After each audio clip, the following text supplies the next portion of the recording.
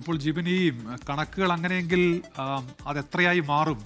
ഈ കോൺഗ്രസിന് മുഖ്യമന്ത്രി ഉൾപ്പെടെ 12 എങ്കിൽ ലീഗിന് 5 മന്ത്രിസ്ഥാനം എന്ന് പറയുന്നു. CMP ഉണ്ട്, RSP ഉണ്ട്, കേരള കോൺഗ്രസ് ഉണ്ട്, ഒപ്പം മാണി സി കാപ്പനുണ്ട്, അനൂപ് ജേക്കബ് ഉണ്ട്.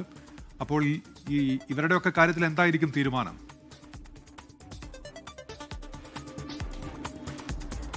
ഉന്മേഷ്, ഇപ്പോൾ ഉറപ്പുള്ളത് ഈ കോൺഗ്രസിന്റെ 11+1, അതായത് മുഖ്യമന്ത്രിയും ചേർത്ത് 12, അതുപോലെ തന്നെ ലീഗിന് ലഭിച്ചിരിക്കുന്ന 5 മന്ത്രിസ്ഥാനങ്ങൾ CMPക്ക് ലഭിച്ചിരിക്കുന്ന 1, RSPക്ക് അതായത് ഷിബു ബേബി ജോണും CP ജോണും മന്ത്രിസഭയിലേക്ക് ഉണ്ടാകും.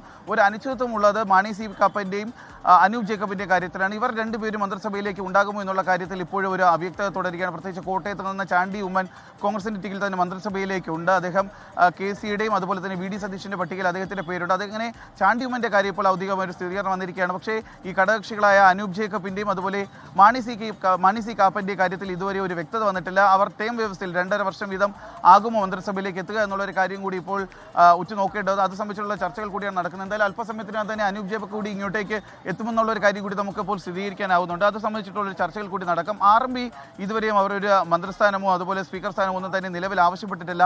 കഴിഞ്ഞ ദിവസം നടന്ന ചർച്ചകളിലും UDF നേതൃയോഗത്തിൽ തന്നെ അത്തരത്തിലുള്ള ചർച്ചകൾ ഉയർന്നു വരികയും ചെയ്തിട്ടില്ല. പക്ഷേ ഈ ഇപ്പോൾ അനിശ്ചിതത്വം തുടരുന്നത് നേരത്തെ പറഞ്ഞതുപോലെ തന്നെ ഈ ഘടകകക്ഷികളിൽ 2 പേരുടെ കാര്യത്തിലാണ്. ഒന്ന് മാണി സി കാപ്പന്റെ കാര്യത്തിലും അതുപോലെ അനൂപ് ജേക്കബിന്റെ കാര്യത്തിലും. അവർ 2 പേർക്കും ഇതുവരെയും മന്ത്രിസഭയിലേക്ക് പ്രവേശിക്കുന്നത് സംബന്ധിച്ച ഔദ്യോഗികമായിട്ടുള്ള അറിയിപ്പുകളോ ഉറപ്പുകളോ ഒന്നും തന്നെ 2 പേർക്ക് ലഭിച്ചിട്ടില്ല. 2 പേർക്കും നിലവിൽ നമുക്ക് ലഭിക്കുന്ന വിവരം അനുസരിച്ച് 2 പേർക്കും ടേം വ്യവസ്ഥയിലായിരിക്കാം മന്ത്രിസഭയിലേക്ക് ഒരു ഇടം ലഭിക്കുക. അങ്ങനെയാണെങ്കിൽ മാത്രമേ കോൺഗ്രസിന് ഈ 11+1 എന്നുള്ള ആ ഒരു റേഷ്യോയിൽ കോൺഗ്രസിന് മന്ത്രിസഭയിലേക്ക് എത്താനും സാധിക്കുകയുള്ളൂ.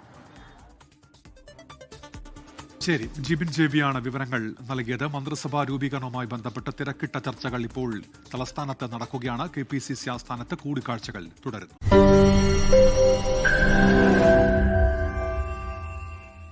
ലോകത്തെവിടെയായാലും ഏത് സമയത്തും 24 വാർത്തകളും ഓഗ്മെന്റഡ് റിയാലിറ്റി പാക്കേജുകളും എക്സ്പ്ലെയിനറുകളും വിശദമായി കാണാൻ ഞങ്ങളുടെ YouTube ചാനൽ നിങ്ങൾക്ക് സബ്സ്ക്രൈബ് ചെയ്യാം.